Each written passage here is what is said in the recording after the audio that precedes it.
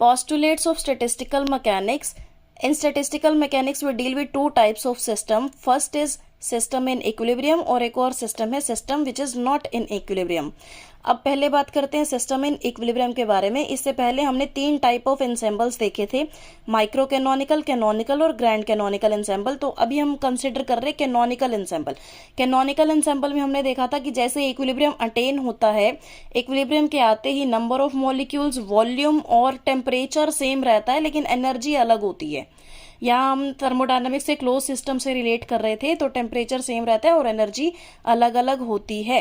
So suppose अब equilibrium आ चुका है. इक्विलिब्रियम आने के बाद हमने सपोज किया कि सिस्टम अब इंसुलेटेड है.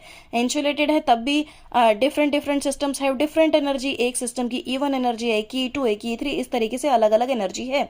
सपोज ये वाला सिस्टम हमने मान लिया N1, ये N2, N3 and up to so on. तो इस N1 सिस्टम के करस्पॉन्डिंग जो एनर्जी है, it corresponds to quantum state of energy E1. N2 system के करस्पॉन्डिंग जो एनर्जी है, it correspond to quantum state of energy E2 and so on. इस तरीके से चलते जाएंगे. तो इसी को ही हमने बोला है distribution of system over different possible quantum state. Her system की अपनी अपनी पॉसिबल क्वांटम स्टेट हो सकती है.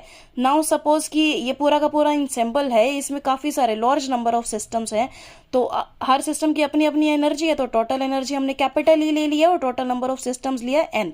तो मतलब ये सिस्टम N1 है, ये N2 है, ये N3 है. तो ऐसे करते करते सबका ही समेशन ले लिया, समेशन ऑफ Ni. तो इसको आप N करके लिख सकते हो. अब टोटल एनर्जी इस सिस्टम की N1 लिया था, इसको स्मॉल n1 मल्टीप्लाई कर दो इस सिस्टम की एनर्जी से. Similarly N2 E2, N3 E3, N4 E4, ये अपने को टोटल एनर्जी दे देगा. तो इसी के लिए हमने लिख रखा है summation of Ni Ei, it gives capital E.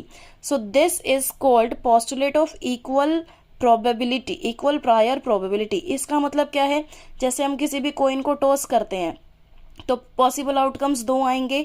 ऐसे ही किसी डाइस को करते हैं तो पॉसिबल आउटकम 6 आएंगे, हमें पता है, वो भी इक्वल आउटकम्स होंगे. तो यह ऐसे ही बिल्कुल इसी पोस्टुलेट में भी है, इक्वल प्रोबेबिलिटी के पोस्टुलेट में.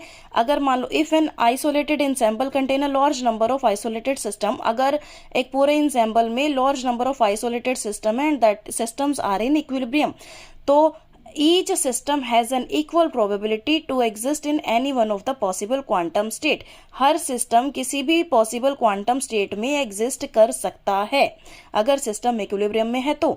और अगर सिस्टम इक्विलिब्रियम में नहीं है तो हर सिस्टम की अलग अलग पॉसिबल क्वांटम स्टेट होगी, और तब की ये अलग रहेगी और ये टाइम के साथ साथ चेंज भी होती रहेगी जब तक कि दोबारा से इक्विलिब्रियम अटेन नहीं होता है.